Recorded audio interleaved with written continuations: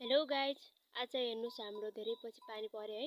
धेरै पछि पानी त पर्यो तर 1 बजेदेखि लगातार 1 बजेदेखि पानी परेको अनि 4:30 बजेसम्म यसरी पानी पर्यो। यति ठुलो हावा लाग्यो, पानी पर्यो। हेर्नुस् गाउँहरु यसरी सुताइराको छ। हेर्नु त पुरै बारीमा हेर्नु, सुन्तला बारीमा गाउँ कति अग्लो अग्लो थियो सुन्तलाको बुढा नजिकै। हेर्नु पुरै यस्तो बनाइराको छ गाउँहरु। के हुन्छ होला गाइज? ल हजुरहरुतिर कस्तो भइराको छ अनि कस्तो छ दृश्य हेर्नु है। हाम्रोतिर फेरि पानी पर्न लागिसकेको छ। ल हजुरतिर कस्तो छ कमेन्ट गर्नु होला। हेर्नुस् गाउँहरु पुरै सुतिराको छ। हेर्नुस् यस्तो भइराछ गाउँहरु। अब के हुन्छ होला यो? के गाउँ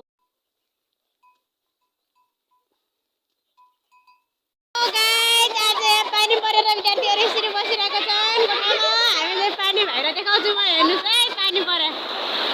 ओ गड, पानीसँगै हावा पनि चलिरहेको छ। हेर्नुस् गाइस, आज हाम्रो धेरै पछि चाहिँ पानी आएर हाम्रो खलागाङमा है, सानो खलागाङमा यसरी असिनो परिरहेको छ। अहिले चाहिँ है असिनो चाहिँ पुरै सेतै भइरहेको छ। पुरै सेतो देखिरहेको छ, बारीमा पुरै सेतो छ। हेर्नु असिनो अब एकछिनमा हुन्छ। हेर्नु असिनो है।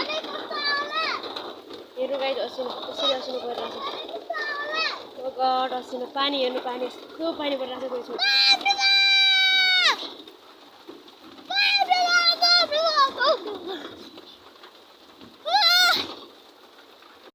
Hello hello भइदेऊ। हेलो खै त हेलो भने हेर्नु त चनाहरू खाइरहेछ। जसरी बाख्रा चराउँदैथ्यौँ है, बारीमा बाख्रा चराउँदैछौँ पानी परेर। दिउँसो चढ्न पाएन त, गल जानु पाएन, गोठाला जानु पाएन।